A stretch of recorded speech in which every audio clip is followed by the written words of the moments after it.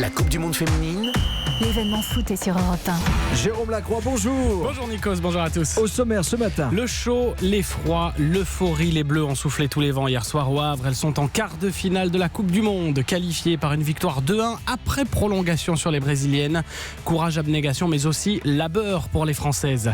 Le quart de finale, c'est vendredi soir et ce pourrait bien être face aux adversaires tant redoutés, les Américaines. La Coupe du Monde féminine. Europe 1, radio officielle.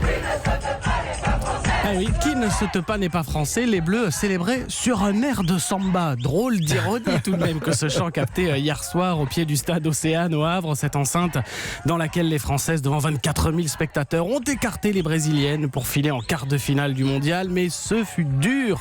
2-1 après prolongation. On va revenir sur le scénario suffocant dans la chaleur havraise. Mais d'abord, les supporters et leurs soupirs de soulagement partout en France, comme à Paris, dans le quartier des Halles.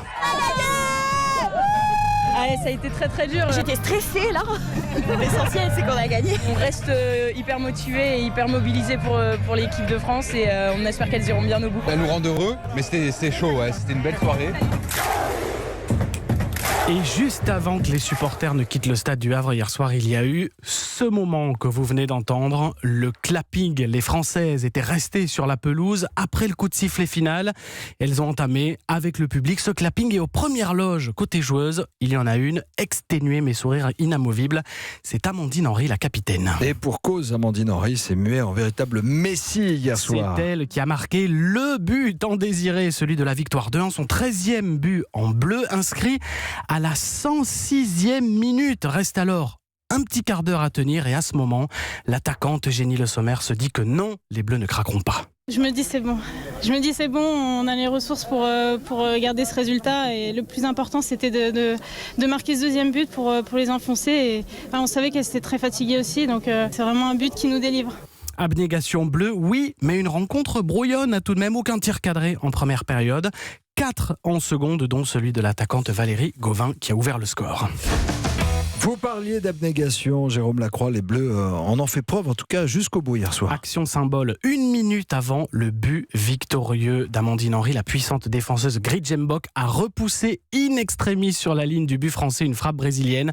Elle aussi, elle a sauvé les Bleus. Chapeau, dit ce matin sa coéquipière Gaëtane Diné. Elle aurait pu le célébrer, j'ai envie de dire, parce que ça c'est un geste aussi décisif qu'un but. Mais je lui ai dit à la fin, c'était extraordinaire d'y croire comme ça jusqu'au bout et de pouvoir sauver ce but. Et chapeau également à la gardienne Sarah Boidi qui a sorti plusieurs parades et à la très remuante attaquante Kadi Diatou Diani. Et puis saluons aussi Nikos, ces brésiliennes combatives, emmenées par leur capitaine l'attaquante Marta, élue 6 fois meilleure joueuse du monde. À 33 ans, elle disputait peut-être son dernier mondial.